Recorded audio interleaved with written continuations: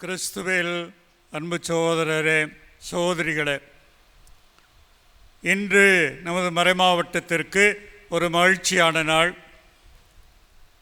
4 திருத்தொண்டர்கள் இந்த மறைமாவட்டத்தை சார்ந்தவர்கள் குருக்களாக திருநிலைப்படுத்தப்பட உள்ளார்கள். அடுத்த ஆண்டு 6 பேர் ஏற்கனவே திருத்தொண்டர்களாகிவிட்டார்கள். அவர்கள் குருக்களாக அடுத்த ஆண்டு அருட்பொழிவு செய்யப்படுவார்கள். இவர்களை எல்லாம் சேர்த்தால் 100க்கு மேற்பட்ட மறைமாவட்ட குருக்கள் நம்முடைய இருப்பார்கள். அவர்களுக்கெல்லாம் எங்கே பணி கொடுப்பது என்று கூட நான் இப்பொழுதே சிந்திக்க தொடங்கிவிட்டேன்.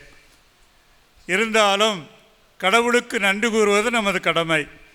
இவ்வாறு அழைப்புகள் குறைந்து வரும் நிலையில், பிள்ளைகளுடைய எண்ணிக்கை குறைந்து வரும் நிலையில், பல துறவற சபைகளில் அழைப்புகள் இல்லாத சிரமப்படும் வேளையில் நம் மறைமாவட்டத்திற்கு இவ்வாறு குருக்களாக பணிபுரிய குரு மாணவர்கள் வந்து கொண்டு இருப்பது இந்த மறைமாவட்டம் நம்பிக்கையிலும் இறை அன்பிலும் வளர்ந்து வருகிறது என்பதற்கு இது ஒரு சான்றாக இருக்கிறது என்று சொன்னால் அதில் மிக இல்லை. அன்பார்ந்தவர்களே, அன்னை தெரசா அவர்கள் வாழ்ந்த பொழுது ஒரு சில குருக்கள் அவரை காண விரும்பினார்கள். அதற்காக விண்ணப்பித்தார்கள். அவர்கள் காலை திருப்பலியிலே பங்கெடுக்குமாறு அழைப்பு கொடுக்கப்பட்டார்கள். அவர்களும் அவ்வாறு அந்த திருப்பலியிலே சென்று கூட்டு திருப்பலியை நிறைவேற்றினார்கள். அப்பொழுது அன்னை தெரசாவும் அந்த திருப்பலியிலே பங்கெடுத்தார். அதன் பிறகு அவர்கள் காலை உணவிற்கு அழைக்கப்பட்டார்கள். அப்பொழுது உணவு பரிமாறியவர் அன்னை தெரசா அவர்களே. அவ்வாறு உலகம் போற்றும் உத்தமியாக கருதப்பட்ட அவர் அத்தகைய ஒரு நிலையிலும் அவர் அந்த குருக்களுக்கு காலை உணவு பரிமாற முன்வந்தார் என்று பார்க்கும் பொழுது குருக்கள் மட்டிலே அவருக்கு எவ்வளவு அன்பு இருந்தது என்பதைத்தான் அதை காட்டுகிறது. தாழ்ச்சி எளிமை என்பதை விட குருக்கள் மட்டிலே அன்னை தெரசா அவர்கள் கொண்டிருந்த அன்பு மிக முக்கியமான ஒன்று, அளவிட முடியா ஒன்று என்று சொன்னால் அதில் மிக இல்லை. ஆகவே குருக்களை நேசிக்கின்றவர்கள் அன்னை தெரசா மட்டுமல்ல, நம்முடைய இறைமக்களும் தான். நம்முடைய பெற்றோர் மட்டுமல்ல, இறைமக்கள் அனைவரும் குருக்களை நேசிக்கத்தான் செய்கிறார்கள். அவருடைய அன்பு நமக்கு இருக்கத்தான் செய்கிறது. எதிர்ப்புகள், பிரச்சனைகள் ஒரு பக்கம் இருக்க, அதிகமான பேர் நம்மை ஏற்றுக்கொண்டு அன்பு செய்யத்தான் காத்திருக்கிறார்கள். இதுதான் என்னுடைய அனுபவம், பல குருக்களுடைய அனுபவம் என்று கூட சொல்லலாம். அன்னை தெரசா அவர்கள் குருக்களை பற்றி சொல்லும் பொழுது ஒரு கருத்தை சொன்னார்கள். அவர்கள் மீது கொண்ட வெறுப்பினால் அல்ல, அவர்கள் மேல் கொண்ட அக்கறையினால் அவர் சொன்னார், குருக்கள் 2 சவால்களை சந்திக்க வேண்டும். சேலஞ்சஸ், சவால்களை வாழ்விலே சந்திக்க வேண்டும். ஒன்று கற்பு வாழ்வு, 2வது செல்வப்பற்று. இவற்றின் மீது வெற்றி கொள்ள வேண்டும். அப்பொழுதுதான் அவர்கள் சிறந்த குருக்களாக இருக்க முடியும். அந்த சவால்களை சந்திப்பதற்கு வழியும் அவர் காட்டியிருக்கிறார். அதை மறையுரையின் இறுதியிலே நான் அல்லது இடையிலே சொல்வேன். அன்பார்ந்தவர்களே, அன்பார்ந்த திருத்தொண்டர்களே, நீங்கள் திருத்தொண்டர்களாக ஆயர்களால் அபிஷேகம் செய்யப்பட்ட பொழுதே மனத்துறவு ஏற்றுக்கொண்டீர்கள், வாக்குறுதியாக கொடுத்திருக்கிறீர்கள். நாம் அனைவரும் கொடுத்திருக்கிறோம். அவ்வாறு மனத்துறவு நாம் விரும்பி ஏற்றுக்கொண்டு வாக்குறுதி கொடுத்திருக்கிறோம். அந்த மனத்துறவு வாழ்வை நாம் ஏற்க, மனமுவந்து விரும்ப, அதன்படி வாழ நம்மை கையளிப்பது மிக முக்கியமான ஒன்று. அமெரிக்காவில் நான் ஓராண்டு குருத்துவ பணி ஆற்றிய பொழுது ஒரு நாள் ஒரு டாக்ஸியில் சென்று கொண்டு இருந்தேன்.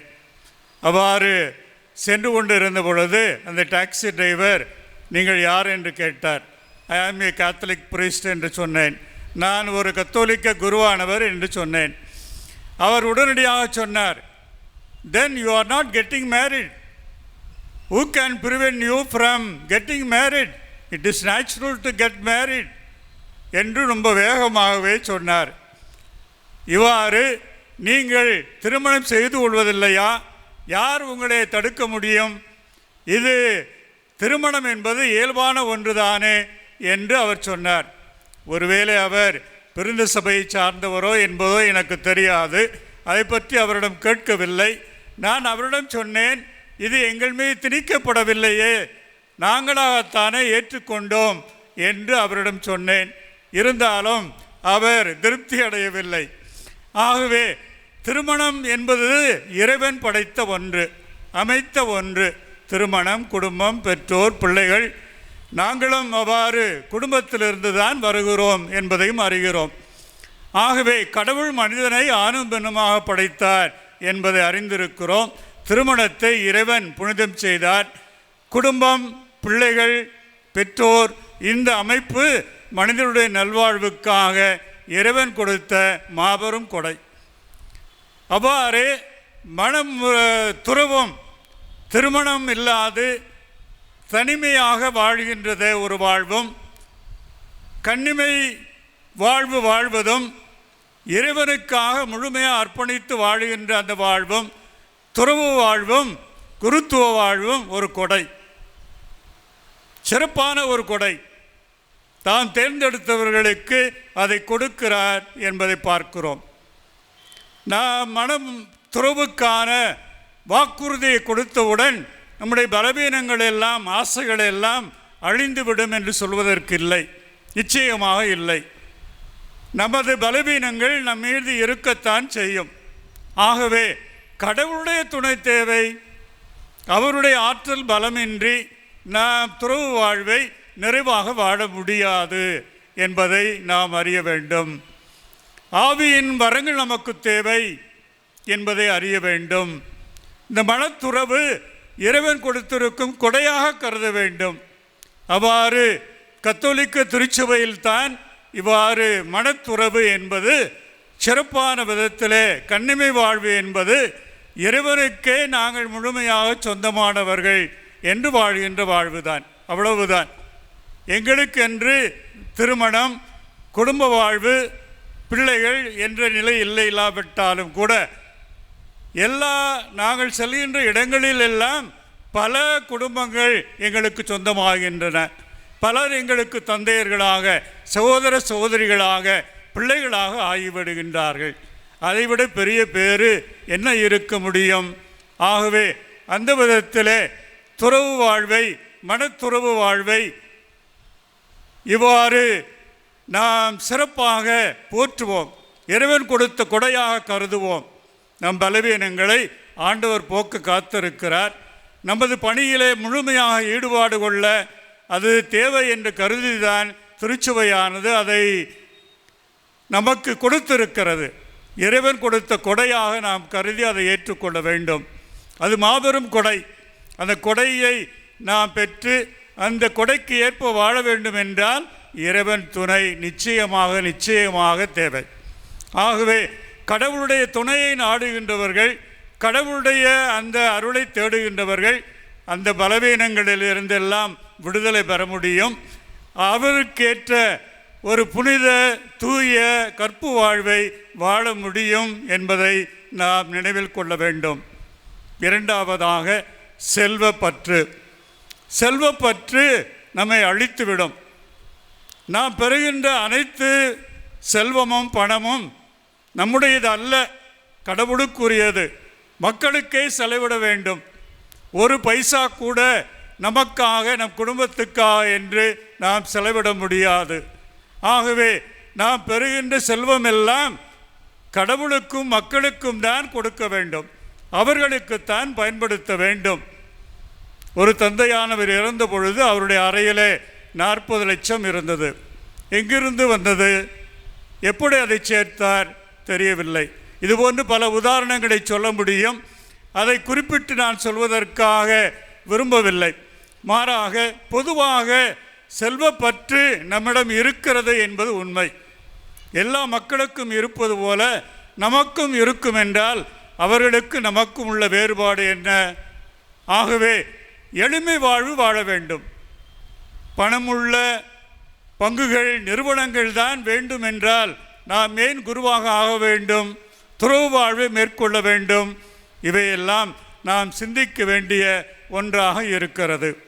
இயேசு தெளிவாக சொன்னார், கடவுளுக்கும் செல்வத்திற்கும் நீங்கள் ஊழியம் செய்ய முடியாது என்று. ஆனால் ஒரு சிலர் இல்லை, கடவுளுக்கும் செல்வத்துக்கும் நாங்கள் ஊழியம் செய்ய முடியும் என்று கருதுகிறார்கள். ஒரு குடும்பத்தில் ஒரு குருவானவர் உருவாகிவிட்டால் அந்த குடும்பத்திற்கு எந்தவித பணச்சிக்கலும் குறையும் இருக்காது என்று எண்ணக்கூடிய அளவுக்கு மக்களிடையே அத்தகைய கருத்து நிலவுகிறது.